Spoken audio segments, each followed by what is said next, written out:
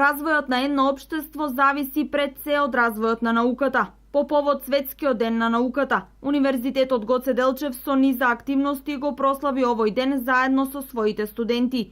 Но, освен со студентите, оваа година Штипскиот универзитет ги повика и средношколците да го посетат наставно-научниот истражувачки центар и да ги видат лабораториите со кои располага универзитетот. Денес се прославува Меѓународниот ден на науката.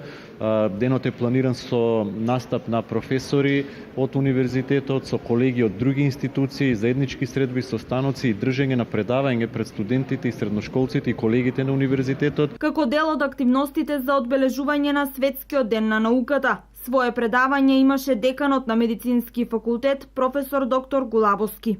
Значи, во сите сегменти на едно општество науката има огромно влијание и сведоци сме дека во последно време покрај оние позитивни придобивки од науката имаме и голем број на аномални појави.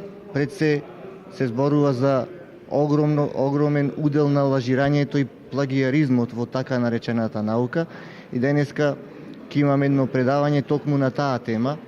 Може би за денот на науката е посоодветно да се зборува за Ајнштајн, за Питер Хигс, за Вотсон и Крик или за Смит, меѓутоа јас ја одбрав токму оваа тема затоа што во последните 10 години сведоци сме на ненормално лажирање или измами во областа на науката.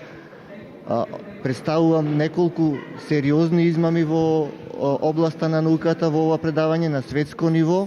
Свој придонес во програмата за одбележување на овој ден дадоа и студентите од уметничките академии. Ние како студенти од Ликовна академија сме овде за да прикажеме поврзаност помеѓу уметност и наука, односно моја задача денес е да прикажам како со едно дело можеме да покажеме дека науката и уметноста се поврзани и дека многу значат. Всушност, со моето дело јас сакам да прикажам дека за да разбереме едно уметничко дело мораме да размислуваме и да имаме некое знаење, да ги познаваме нештата, да разликуваме. Истото е потребно и за наука, за да разбереме нешто што е поврзано со науката, потребно е да размислуваме, да го согледаме и затоа сметам дека има голема поврзаност и дека ако можеме да уживаме во уметноста, можеме да уживаме и во науката.